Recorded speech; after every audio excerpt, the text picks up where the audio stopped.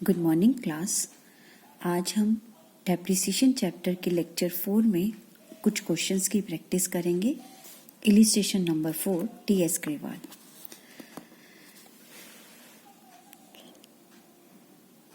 Are Kanitkar had purchased a machinery for ₹1 lakh on 1st October 2016. Are ने ये machine 1 अक्टूबर 2016 को 1 लाख की खरीदी। Another machine was purchased for 60,000 plus IGST 12% by check on 1st April 2018. Are के पास 2 मशीनें हैं, एक 2016 में खरीदी, एक 2018 में खरीदी। इसका कॉस्ट प्राइस 1 लाख है। इसका कॉस्ट प्राइस भी 60,000 है विद IGST इसमें लगेगा। IGST तो पे हो जाएगा, तो मशीनरी का कॉस्ट प्राइस तो 60,000 ही रहेगा। Depreciation is charge at the rate of 10% per annum by the straight line method. Rate है 10%, मेथड है straight line. Accounts are closed every year on 31st March. ये बहुत इंपॉर्टेंट है चेक करना कि अकाउंटिंग ईयर क्या है। According to this question, accounts are close on 31st March every year. So you are required to pass necessary journal entries. आप journal entries pass करें for the years ended 31st March 2017, 18 and 19।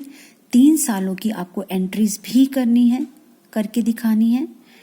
And show machinery account and machinery in the balance sheet कैसे दिखानी है। ये एक बड़ा detail question है जो आपको बहुत सारी चीज़ें सिखाएगा। जनरल एंट्री करना, फिर उसका लेजर, मशीनरी अकाउंट बनाना, फिर इसको बैलेंस शीट में कैसे दिखाया जाता है, वो सब भी बताया जाएगा। सबसे पहले बेटा, जब भी आपको डेप्रिसिएशन का क्वेश्चन करना हो, कुछ चीज़ों की नोटिंग करना बहुत ज़रूरी है। जो चीज़ें आपके दिमाग में क्वेश्चन शुरू करने से पहले होनी चाहिए, वो चीज़ें, वो आइटम्स क्या हैं? वो चीज़ें हैं कि सबसे पहले आपको अकाउंटिंग ईयर कौन से ईयर की अकाउंट या ट्रांजैक्शंस करनी है। अकॉर्डिंग टू क्वेश्चन आपको 3 इयर्स का मशीनरी अकाउंट बनाना है, 3 सालों की अकाउंटिंग करनी है, यानी 2016, 17, 18। क्योंकि 16 अगर अप्रैल में शुरू होता है तो 31 मार्च 17 में एंड है। 31 मार्च के बाद 1 अप्रैल अगला साल शुरू होता है, अप्रैल 1 2017, 18, 18, 19। इन 3 सालों की अकाउंटिंग करनी है। सबसे पहले तो अकाउंटिंग ईयर देखो क्या है। उसके बाद आपको ये देखना है कि रेट ऑफ डेप्रिसिएशन 10% है और मेथड कौन सा है, स्ट्रेट लाइन मेथड है। ये सारी चीजें अगर दिमाग में रहेंगी तभी हम क्वेश्चन ठीक कर पाएंगे, नहीं तो कैलकुलेशन गलत हो जाती है। अब उसके बाद अकॉर्डिंग टू क्वेश्चन हमने आपने पढ़ा सुना, जिसमें 2 मशीनें परचेज की गई थी। पहली मशीन खरीदी गई थी फर्स्ट एम, पहली मशीन अक्टूबर 1, 2016। अब ये वाला जो डेट है ये कौन से अकाउंटिंग ईयर में आता है देखा जाए तो 2016 इस अकाउंटिंग ईयर में आएगा, क्योंकि अप्रैल के बाद अक्टूबर आता है और 2016 इसी में आएगा, यानी इस ईयर में आपने पहली मशीन खरीदी। फिर आता है सेकंड मशीन आपने खरीदी है 1 अप्रैल 2018। 1 अप्रैल 2018 जो है अकाउंटिंग ईयर कौन से में आएगा, इस वाले में आएगा। 2000 अप्रैल 18 से ही शुरू होता है और मार्च 19 में खत्म होता है, क्योंकि यहाँ तो मार्च 31 तक चलेगा। ये 1 अप्रैल की बात करें तो ये इट मीन्स फर्स्ट ईयर में फर्स्ट मशीन खरीदी, सेकंड ईयर में आपने कुछ नहीं खरीदा, थर्ड ईयर में आपने सेकंड मशीन खरीदी, और इसकी फर्स्ट ईयर की जो डेट है वो अक्टूबर है। आपने डेट ध्यान रखनी है, रेट ऑफ डेप्रिसिएशन ध्यान रखना है, मेथड ध्यान रखना है। अब अकॉर्डिंग टू क्वेश्चन आपके पास 2 मशीनें थी, 1 लाख की और 60,000 की। उनका डेप्रिसिएशन निकाल कर वर्किंग नोट में रख लीजिए। पहले मशीन का डेप्रिसिएशन है 10,000, ये 10% पर एनम है। ये जो है 10,000 पूरे साल का डेप्रिसिएशन है, और आपका 60,000 का 10% 6,000 सेकेंड मशीन पर पूरे साल का। पर एनम का मतलब होता है जो ये डेप्रिसिएशन का अमाउंट है that is for the whole year. तो ये कैलकुलेशंस आपको वर्किंग नोट में पता होनी चाहिए कि फर्स्ट मशीन आपने पहले साल में खरीदी, सेकंड मशीन आपने थर्ड ईयर, इसके थर्ड ईयर में खरीदी, डेट 1 अप्रैल। ये सारा वर्किंग नोट अगर आपके पास तैयार रहता है तो आपके लिए एंट्रीज करना आसान हो जाता है। अब हम क्वेश्चन को करने से पहले ये देखना है कि आपके यहाँ क्वेश्चन के अंदर दो मेथड से काम करने के लिए कहा गया है। पहला, when provision for depreciation account is not maintain, यानी जब आपने प्रोविजन अकाउंट नहीं खोला। दूसरा, when provision for depreciation account is maintain, और जब आपने प्रोविजन अकाउंट, गुल्लक वाला अकाउंट खोला है। आपको मैंने अकाउंटिंग ट्रीटमेंट की स्टार्टिंग करते समय ही बताया था कि बेटा दो मेथड्स हैं। यस, एक था आपका when depreciation charged to asset account, यानी यहाँ प्रोविजन वर्ड नहीं आया। When depreciation is credited to provision for depreciation, यानी यहाँ प्रोविजन, यानी एक वो मेथड हुआ जहाँ प्रोविजन अकाउंट खोलना है, एक वो जहाँ नहीं खोलना। इसमें प्रोविजन अकाउंट नहीं खोला गया। तो इसमें हमारी एंट्रीज क्या होती हैं? हर साल depreciation is a gradually, continuously लगता है जब जब हम उस एसेट को यूज करते हैं। तो हर साल डेप्रिसिएशन लगेगा, मशीनरी की वैल्यू कम होगी तो डेप्रिसिएशन टू मशीनरी, फिर डेप्रिसिएशन को ट्रांसफर करना। अगर हम इस मेथड में जाते हैं तो depreciation account debit to provision for depreciation लगेगा और डेप्रिसिएशन प्रॉफिट एंड लॉस में ट्रांसफर हो जाता है। यहाँ मशीनरी नहीं आता है। तो अभी हम पहले इस मेथड को यूज करते हुए एंट्रीज करते हैं और उसका लेजर बनाते हैं। ये सबसे पहले आपने 1 अक्टूबर को खरीदी है मशीन, उसकी खरीदने की एंट्री करोगे तो एंट्री होगी machinery account debit to bank, 1 October को 1 लाख रुपीस की। अब अक्टूबर में आपने और कुछ नहीं करा तो अक्टूबर के बाद एंड होगा ईयर का दिसंबर में, अक्टूबर के बाद मार्च 31 में। तो अक्टूबर, नवंबर, दिसंबर, जनवरी, फरवरी, मार्च, यानी 6 मंथ्स के लिए आपको डेप्रिसिएशन लगाना है क्योंकि मशीन तो पूरा साल यूज नहीं करी है। तो 10,000 रुपये अभी मैंने आपको वर्किंग करके दिखाई थी कि 10,000 रुपीज पहली मशीन का ईयरली डेप्रिसिएशन है। यहाँ आपने अभी वर्किंग करी थी 1 लाख का 10%। तो इसका मतलब है पहले साल अक्टूबर से लेकर मार्च तक 6 महीने का ही डेप्रिसिएशन लगेगा। वो की तो 6 महीने का निकालने के लिए हम क्या करेंगे? इसमें 10,000 का 6 मंथ्स का निकालने के लिए 6/12 करेंगे। ठीक है, जितने मंथ्स का निकालना है आपका 2 आ गया, ये 5,000 बन गया। तो नेक्स्ट एंट्री हमारी होगी डेप्रिसिएशन लगाने की। So depreciation account debit to machinery, क्योंकि हमने प्रोविजन वाला मेथड नहीं ऑप्ट किया। Amount 5,000 rupees. अब एंड ऑफ द ईयर जैसे ही डेप्रिसिएशन लगाया जाता है इसको ट्रांसफर भी किया जाता है। So profit and loss account debit to depreciation. ठीक है, अब ये पहला साल खत्म हो गया। अब अगला साल आया हमारे पास 2018। ठीक है, 2018 की एंड, 2018 का एंड, क्योंकि 1 अप्रैल 2017 से मार्च 31, 2018 पूरा साल एंड होने पर उस ईयर का भी डेप्रिसिएशन लगाना है क्योंकि नेक्स्ट ईयर आ गया। तो 31 मार्च 2018 को हम डेप्रिसिएशन लगाएंगे। उस साल तो कोई और नई मशीन नहीं खरीदी थी सेकेंड ईयर में, आपको मैंने यहाँ वर्किंग में बताया था। ये वर्किंग थी, इस ईयर में कोई मशीन नहीं खरीदी थी, सिर्फ इस ईयर में थी। लेकिन ये मशीन हमने इस ईयर यूज तो करी है पूरा साल। तो इस ईयर का एंड कब हुआ? 31 मार्च 2018, ये वाला। तो हमारा पूरे साल का डेप्रिसिएशन कितना होता है? 10,000 होता है। तो सेकेंड ईयर में यानी 2018 में हम पूरा डेप्रिसिएशन लगाएंगे। Depreciation account debit to machinery 10,000, फिर इस डेप्रिसिएशन को ट्रांसफर करना profit and loss account debit to depreciation. तो सेकेंड ईयर हमारा कंप्लीट हो गया। अब आता है हमारा third year according to question, ये वाला साल। इसके पहले दिन ही 1 अप्रैल 2018 ये पहला दिन था, तभी आपने 60,000 की एक मशीन खरीदी थी जिस पर जीएसटी भी लगा था।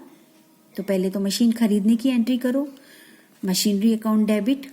तो आपके पास मशीनरी अकाउंट डेबिट 60,000, जीएसटी 12% था, input IGST it is given in the question.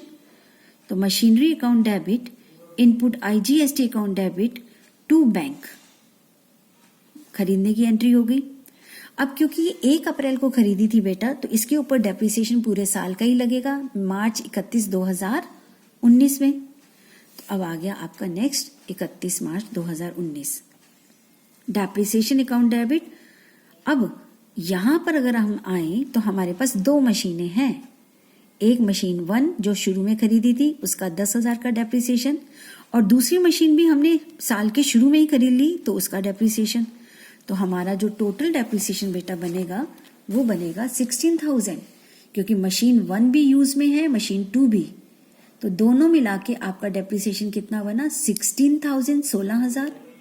तो एंड ऑफ द ईयर 2019 हम डेप्रिसिएशन लगाएंगे, डेप्रिसिएशन टू मशीनरी 16,000, और फिर इस डेप्रिसिएशन को ट्रांसफर करेंगे प्रॉफिट एंड लॉस में। So profit and loss account debit to depreciation. ये तो थी जर्नल एंट्रीज।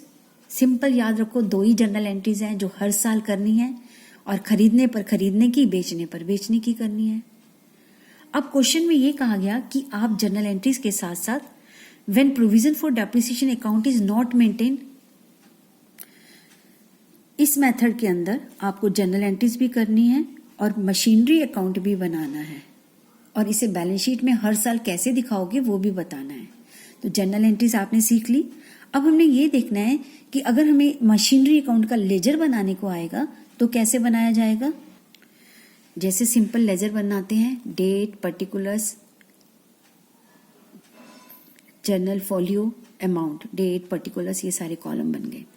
सबसे पहले 2016 आपने मशीन 1 अप्रैल 2016 को हमारा साल शुरू होता है, लेकिन मैंने यहाँ अक्टूबर क्यों लिखा हुआ है, क्योंकि हमारी पहली ट्रांजैक्शन अक्टूबर 1 को ही परचेज दिखाई गई है, और ईयर स्टार्टिंग होता है 1 अप्रैल 2016 और मार्च 31 2017। अक्टूबर को आपने मशीन खरीदी तो इंक्रीज इन मशीनरी डेबिट होता है टू बैंक 1 लाख की। इस टोटल को अब ये यहाँ तक कंप्लीट हो जाएगा, ये 1 लाख का आपका टोटल आ गया। अब यहाँ तक देखेंगे, बस ये ईयर है आपका, एक फर्स्ट ईयर है ये। इस टोटल को आपने यहाँ उतारा जो मैंने हाईलाइट किया हुआ है। अब आपने डेप्रिसिएशन लगाया, तो एंट्री थी डेप्रिसिएशन टू मशीनरी। मशीनरी में लेजर पोस्टिंग में बाय डेप्रिसिएशन आएगा, और वैसे भी मशीन की वैल्यू कम हो रही है तो fall, decrease in asset credit होता है। पहले साल 5,000 का डेप्रिसिएशन लगा बाय डेप्रिसिएशन। अब आपकी मशीन की वैल्यू कितनी रह गई, जो कि 1 लाख की थी। एंड ऑफ द ईयर 5,000 से कम होने के बाद उसकी बैलेंस CD, उसकी बैलेंसिंग फिगर रहेगी 95,000। ये किस ईयर की बात कर रहे हैं हम, 16-17।